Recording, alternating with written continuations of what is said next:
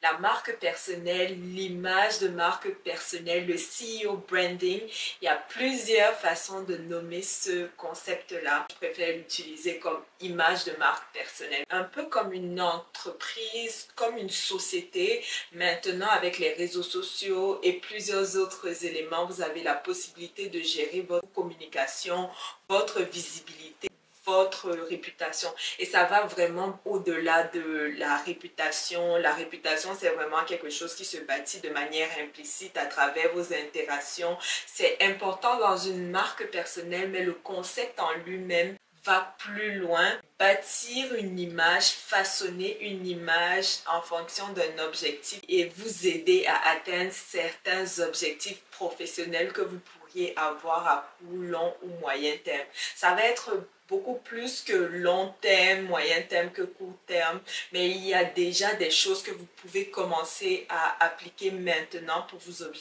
le CEO branding, souvent avec des exceptions, mais souvent c'est le fondateur qui arrive à raconter quelque chose. Le fondateur d'une entreprise qui vient naturellement raconter son histoire, quand il vient raconter son pourquoi, son why. On parle toujours du fameux why, qui de mieux que le fondateur pour l'incarner. Donc forcément, le personal branding aujourd'hui, c'est le truc qui cartonne, c'est limite devenu indispensable. Vous êtes à la tête d'une entreprise, c'est clé d'avoir une présence sociale maîtrisée. Et du coup, c'est de ça qu'on va parler aujourd'hui. Que vous soyez un entrepreneur, que vous soyez un jeune étudiant, que vous soyez un carriériste, que vous soyez une personne en reconversion carrière, le personal branding, c'est l'élément distinctif dont vous aviez besoin pour faire la différence. Et je vais vous montrer comment aujourd'hui. Avant, on ne connaissait pas les patrons. Avant, il n'y avait pas la fame autour de l'entrepreneuriat. Les entrepreneurs et les patrons n'étaient pas du tout glorifié. Je me souviens, moi, mon père, il a été CEO de 3 entreprises, de 3 organisations. Et je me souviens, il était perçu comme le patron tyrannique, limite. Quand il arrivait au travail, tout le monde se mettait au pas, tout le monde était sérieux. Pendant longtemps, on disait que le patron, c'était l'ennemi public de tout le monde. Des personnes qui malmenaient, ça a énormément changé ces dernières années par cette incarnation des succès, des failles, des personnalités dans lesquelles on pouvait se reconnaître. Une marque personnelle réussie repose sur l'authenticité. Ton histoire, même imparfaite, peut réussir à impacter des gens. Elon Musk est connu pour avoir une vision claire, changer le monde avec des innovations. Elon Musk est connu pour être plus qu'un simple entrepreneur, c'est un visionnaire. Il montre qu'une marque personnelle bien construite peut transcender un produit et aller inspirer d'autres personnes. Le why. Donc, pourquoi nous sommes là? Nous ne sommes pas juste une marque commerciale. On a un fondateur fou qui est là, qui réalise le rêve de sa vie. Il y a cet aspect preuve sociale on va montrer de la confiance. Quand on a confiance à quelqu'un, on a plus envie d'acheter un produit. Et voilà l'un des bénéfices fondamentaux du CEO branding. Bonjour, je m'appelle Amanda et je suis ta RH Bestie. Aujourd'hui, on va parler d'un sujet palpitant, la marque personnelle. C'est tendance, c'est nouveau, c'est avant-gardiste et on n'en parle pas assez. Je vais t'aider aujourd'hui à démystifier le concept de marque personnelle et l'adapter à ta vie pour que aujourd'hui ce soit un concept qui va changer ta vie. En 4 étapes, l'introspection.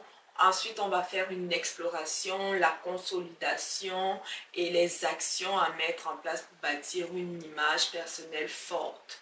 Quelques considérations avant de commencer. Premièrement, bâtir une marque personnelle, développer son image de marque, ça prend du temps. Ça prend de l'énergie. Mais est-ce que c'est une énergie, un investissement qui vaut de la peine?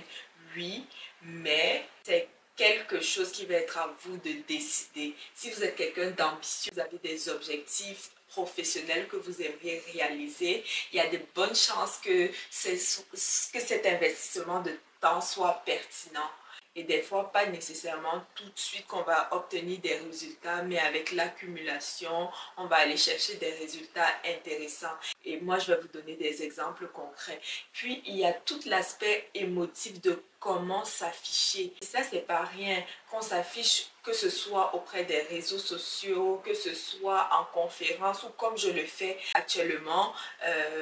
Ça peut faire vivre toutes sortes d'émotions et il y a des personnes qui vont un peu moins le vivre que les autres. Une petite anecdote. J'ai l'habitude de faire des petits vlogs qui n'ont vraiment pas rapport avec les ressources humaines, avec le développement personnel.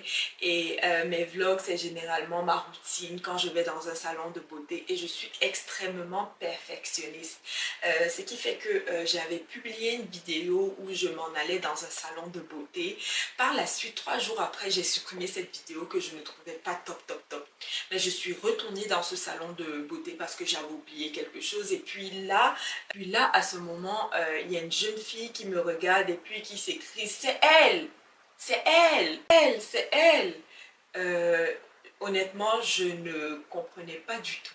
Mais après ces explications, elle a expliqué à la coiffeuse qu'elle avait choisi ce salon après avoir vu ma vidéo. Elle a choisi ce salon après avoir vu la vidéo que j'avais faite et supprimée 3 jours après. Et ça a été un moment extrêmement impactant dans ma vie. Cette jeune fille-là a impacté ma vie. Vous n'imaginez même pas le nombre de choses que je n'osais pas faire parce que je me disais que ce n'est pas parfait, parce que j'ai peur d'être critiquée, parce que tu as peur de démarrer ton entreprise, peur de parler en public. Quand je raconte cette histoire, ça m'impacte énormément parce que je me rappelle à quel point j'étais extrêmement attachée au regard des autres. On est extrêmement addict à être valorisé par les autres. À partir du moment où tu te libères de ce besoin d'être valorisé, tu te libères aussi au passage d'être critiqué par les autres. Et plus encore, j'ai fait une 3e découverte qui était importante pour moi. C'est qu'en réalité, le seul risque que tu prends quand tu te fais critiquer par les autres, c'est d'inspirer quelqu'un. Et si quelqu'un te voit, t'entend, te regarde et se dit « je peux le faire aussi », combien ça vaut d'inspirer une personne si c'est elle? Est-ce que ça ne vaut pas une petite critique?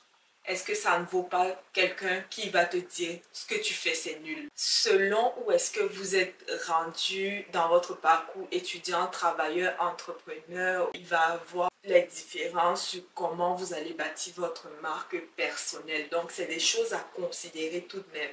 Donc, commençons par la première étape qui est celle de l'introspection, qui va être votre base, votre pilier de la marque personnelle. Savoir qui vous êtes en tant que personne et surtout professionnellement. Qui vous êtes, en fait, c'est à travers différentes actions. On va se décrire professionnellement. Parfois, ça va être au niveau de vos intérêts. Moi, j'étudie dans les ressources humaines, j'aime les gens, j'étudie en finance, j'aime les mathématiques, j'aime gérer l'argent.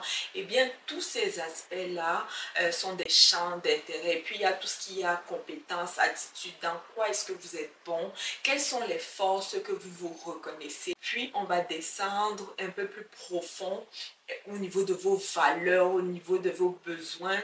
C'est sûr que c'est pas toujours facile de nommer c'est quoi mes valeurs, c'est quoi mon besoin.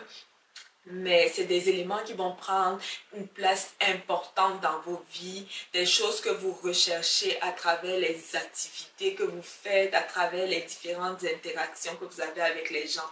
Après ça, on va aller un peu plus large, tout ce qui est au niveau des enjeux sociétaux. Est-ce qu'il y a des causes qui vous tiennent particulièrement à cœur? On peut parler ici de c'est quoi votre why, c'est quoi votre pourquoi vous faites ce que vous faites ou pourquoi vous voulez faire ce que vous voulez faire.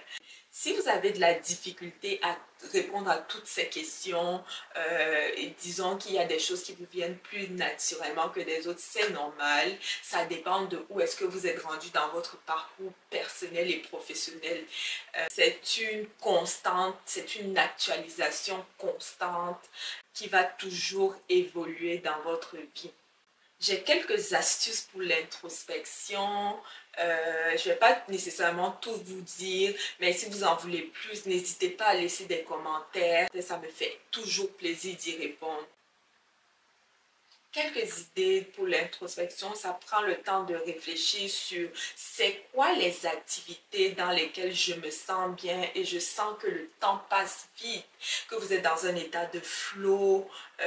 En psychologie, il y a un concept qui parle de quand on est au bon endroit et puis on se fait challenger, on est défié au bon niveau de nos compétences, on perd un peu le fil du temps. Ça peut être des bons signes d'éléments qui sont liés à nos champs d'intérêt, nos aptitudes. Réfléchir à qu'est-ce qui vous a amené à faire ce choix d'études-là. On peut aussi aller regarder vers l'extérieur. Qu'est-ce que les gens autour de moi me reconnaissent en termes de talent? Par exemple, je me suis lancée dans l'entrepreneuriat. J'ai toujours rêvé de me lancer dans l'entrepreneuriat, mais je ne savais vraiment pas par où commencer ni quoi faire. J'ai toujours su que je voulais faire quelque chose à côté. Je suis une fille qui est hyper carriériste, mais j'ai toujours su que je voulais toujours faire quelque chose à côté. Fait que c'est vraiment en rapport avec les commentaires des gens qui me rappelaient tout le temps à quel point j'avais quand même un bon style vestimentaire et qui me demandaient où est-ce que j'achetais tel ou tel élément. Donc, vu que je sais coudre, vu que je fais un tout petit peu de couture, c'est quelque chose qui est donc venu naturellement. Après avoir fait une introspection sur moi, j'ai lancé ma marque de vêtements. Donc, c'est des exemples d'introspection que vous pouvez faire sur vous-même. Quelles sont les attitudes, les capacités et puis les éléments qu'on vous reconnaît de manière innée ou parfois acquise. Ça va être la partie introspection. On attaque la partie exploration. C'est le moment où on ressort de notre intérieur pour aller vers l'extérieur et regarder autour de nous au niveau professionnel. Il y a différentes façons d'explorer autour.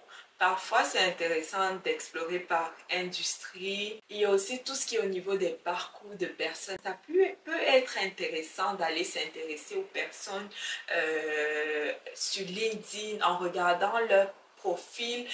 Qu'est-ce qu'ils ont fait pour être rendus? Où est-ce qu'ils sont rendus? Je vous conseille vivement l'usage dans l'exploration, l'usage ChatGPT avec l'IA générative. Ça peut être très intéressant de faire quelques recherches initiales pour faire sortir des idées, mais bien sûr c'est à utiliser avec parcimonie et faire attention par rapport à l'information qui ressort après.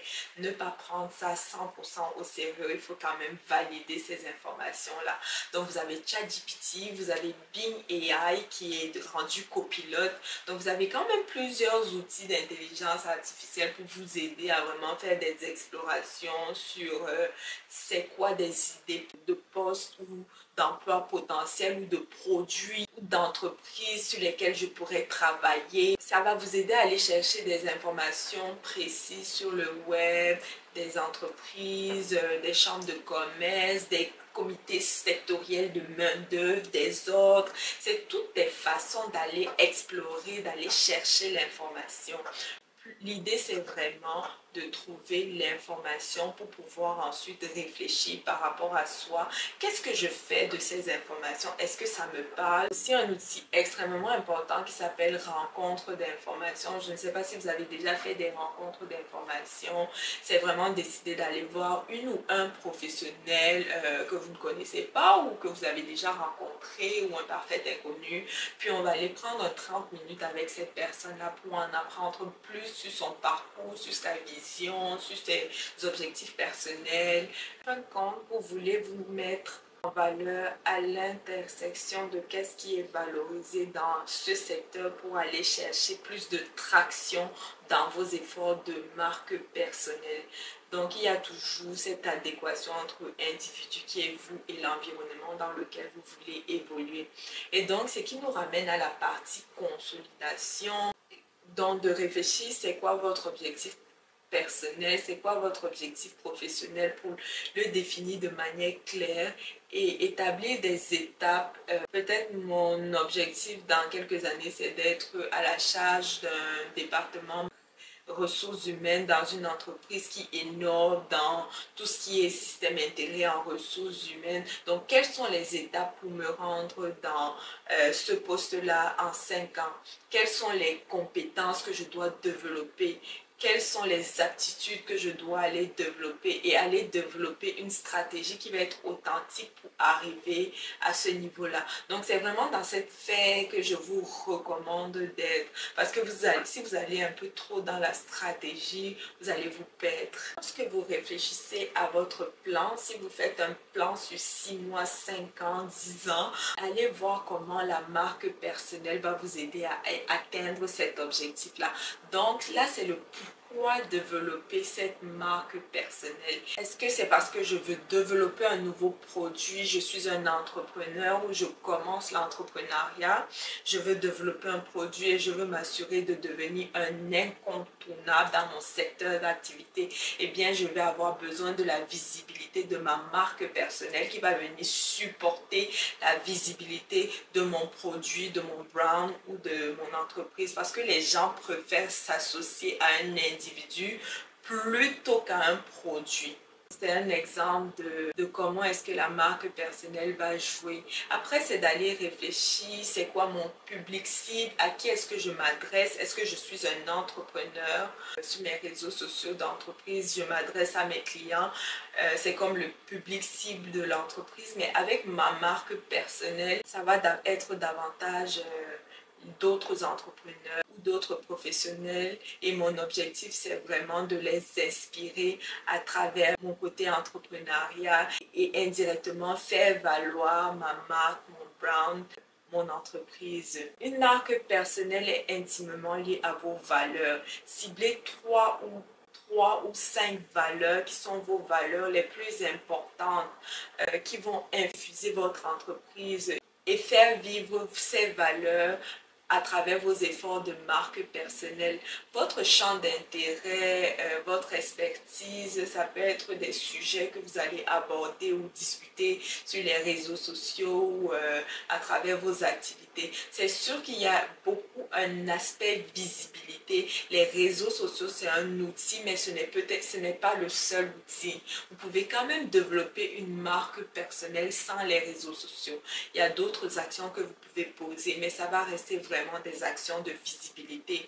Participer à des panels de discussion, c'est une façon d'avoir une certaine visibilité, partager des informations par rapport à un sujet. Ça peut être intéressant à ce moment-ci de faire une liste pour ensuite faire un remue-ménage sur le sujet en lien avec vos intérêts. Note sur les réseaux sociaux, c'est sûr que pour le monde des affaires, LinkedIn, ça va être le réseau social, mais ce n'est pas le seul. Vous pouvez aussi regarder d'autres réseaux, Instagram, selon votre profil, mais ce serait vraiment celui que moi je vous recommande, c'est celui que je connais le mieux. Donc si vous n'avez pas encore un LinkedIn optimisé, ce serait une priorité de travailler là-dessus. La partie la plus concrète et la plus importante pour laquelle vous êtes là aujourd'hui, apporter des actions. Comment créer une marque personnelle? Il y a vraiment l'aspect réseautage qui est essentiel. Que ce soit virtuel ou en présentiel, les deux sont des possibilités et ont des retombées intéressantes. C'est ça qui va venir vous aider à maximiser, être attractif sur LinkedIn et être attractif dans la vraie vie.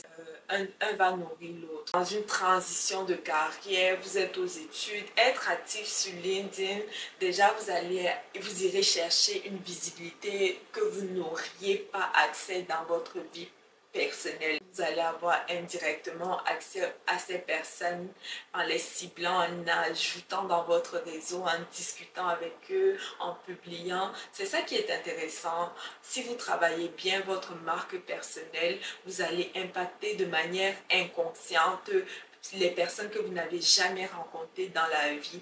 Et ces personnes-là auront une perception de vous qui sera basée sur la stratégie que vous avez développée. Vice-versa, quand vous participez à des événements, lorsque vous allez participer à des événements, prenez l'initiative de connecter sur LinkedIn avec les personnes. outil extrêmement important, c'est Eventbrite. Si vous n'avez pas encore cette application, vous devez absolument la télécharger. C'est l'une des applications qui m'a permis de faire toutes sortes de réseautages au courant de cette année. C'est grâce à cette application que j'ai participé et rencontré des personnes que je n'aurais jamais pu rencontrer dans la vraie vie. Grâce à cette application, je suis allée dans des événements historiques qui ont énormément marqué ma marque personnelle, énormément influencé sur ma manière de réfléchir, ma façon de voir la vie. Donc l'application s'appelle Eventbrite et je vous conseille vivement de la télécharger et de l'enregistrer.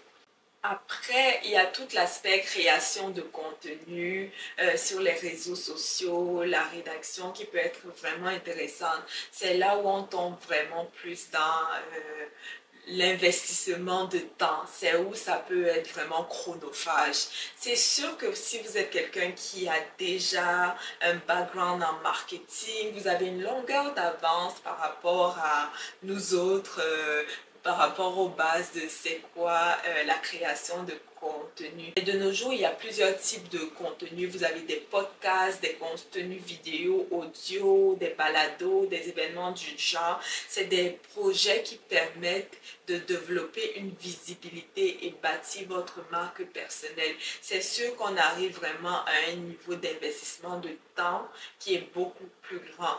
Donc, c'est là où ça dépend de chacun. Est-ce que j'ai envie d'investir ce temps, cette énergie-là, si ce n'est pas mon objectif final? Ça aide quand c'est quelque chose qu'on aime faire. Il y a des façons aussi d'en faire un strict minimum. Moi, c'est vraiment qu'est-ce que j'en fais. On peut en discuter. Laissez-moi savoir si vous êtes curieux. Mettez-le en commentaire. C'est certain que en fin de compte, votre branding va évoluer avec le temps. Ça se peut qu'à un moment donné, vous vous dites, bon, ça ne me parle plus, je veux faire un changement. Peut-être c'est quelque chose que vous avez déjà fait, des transitions de carrière. C'est correct aussi. C'est important de communiquer, d'expliquer aux gens les modifications que vous êtes en train de faire dans votre vie, pourquoi vous vous engagez dans cette transition-là, bien travailler sur la communication par rapport à ça, ça peut être un avantage pour vous. Des petites astuces additionnelles, tout le côté visuel, c'est très important. Prenez des photos. Demandez aux gens de prendre des photos de vous lorsque vous participez à des activités professionnelles. C'est super important sur LinkedIn par exemple. Est-ce que vous êtes obligé de faire ça? Pas nécessairement.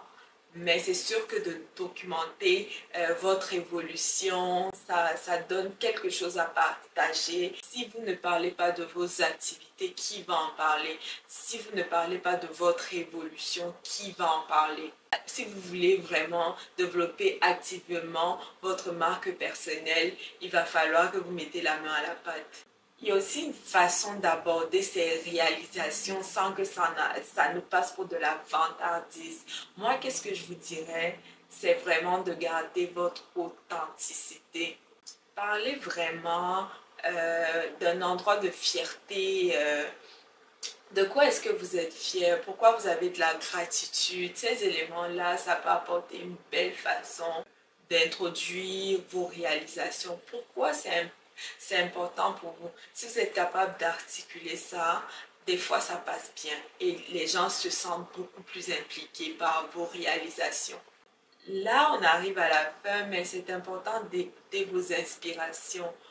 Comment est-ce que je m'inspire? Est-ce que je prends une marche? Est-ce que je fais du sport? Est-ce que je me repose? Si vous êtes tout le temps dans l'action, vous n'allez pas avoir le temps de réfléchir. Donc, il y a vraiment un aspect réflexion.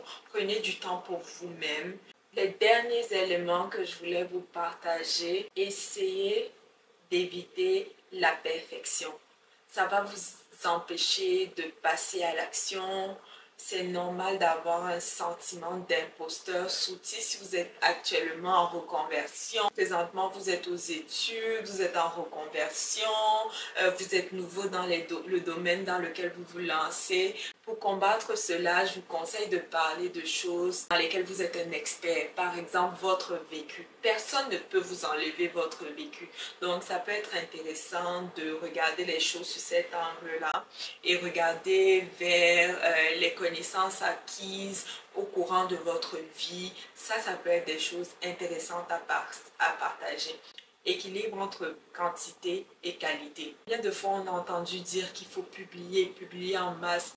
Oui, une quantité de publication, ça aide, mais en même temps, si c'est au nom de la qualité, c'est pas nécessairement une bonne chose. Pour terminer, très important de prioriser les relations. C'est vraiment les relations qui vont vous donner accès à des résultats intéressants, des opportunités, des occasions, s'intéresser réellement aux autres. Parler de soi, oui, mais si on est tout le temps en train de parler de soi sans s'intéresser aux autres, on a l'air un peu narcissique. Donc c'est très important de trouver un équilibre et que les gens se sentent inclus dans notre marque personnelle. Je te remercie d'avoir regardé cette vidéo en intégralité. Si tu es arrivé jusqu'à la fin, commence sous cette vidéo action. Laisse-moi un petit pouce bleu pour m'encourager et n'oublie pas de t'abonner. Merci.